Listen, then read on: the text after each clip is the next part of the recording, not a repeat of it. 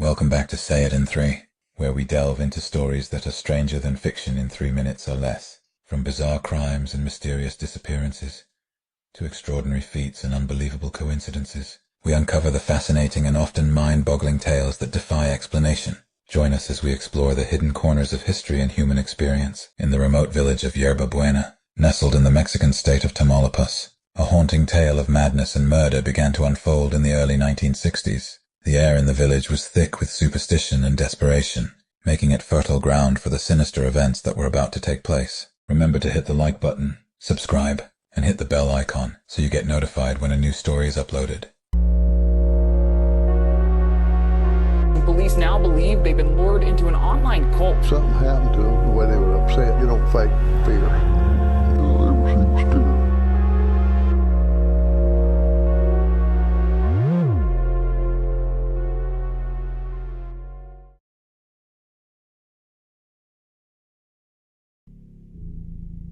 It all started with two brothers, Santos and Cayetano Hernandez, who had dreams of power and wealth. They concocted a plan to deceive the impoverished villagers by posing as high priests of an ancient and powerful Inca cult, promising wealth and prosperity through rituals and sacrifices. They quickly gained a following. However, their scheme required more than just false promises. It needed a goddess. Enter Magdalena Solis, a young woman from Monterrey who was lured by the brothers with promises of fortune. But Magdalena was not just a pawn. She embraced her role with terrifying conviction. She began to believe that she was the reincarnation of an Inca goddess, with her brother, Eleazar, as her enforcer. Magdalena's rule over the cult grew more brutal and deranged. The rituals took a dark turn. The villagers were subjected to increasingly horrific acts. Convinced they were part of sacred ceremonies, Magdalena, in her self-appointed divine role, demanded blood sacrifices. The cult's rituals devolved into orgies of violence and bloodletting. Victims were mutilated, tortured, and bled dry in rituals designed to appease the bloodthirsty goddess.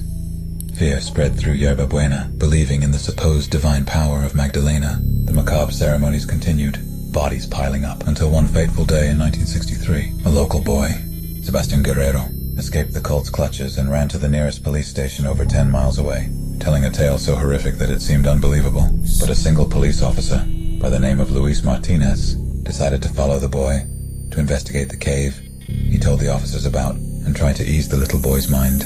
What he found was a scene from a nightmare. Bodies mutilated beyond recognition, blood smeared on the walls, and the villagers, hollow-eyed and enslaved by their own fear.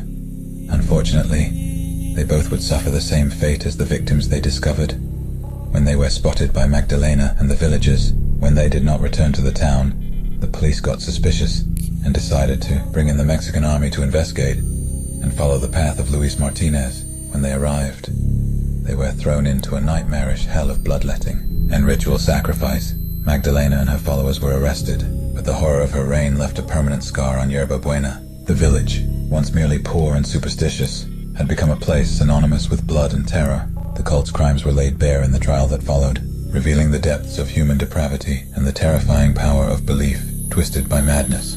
Magdalena Solis, the high priestess of blood, was sentenced to 50 years in prison for killing over 14 people. Her name still evokes chills, a reminder of how easily fear and desperation can be manipulated into horror. The legend of Magdalena Solis lives on, a dark chapter in the history of Mexico, where the line between the mortal and the monstrous was irrevocably blurred.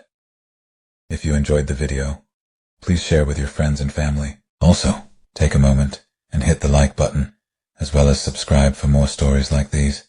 Thank you.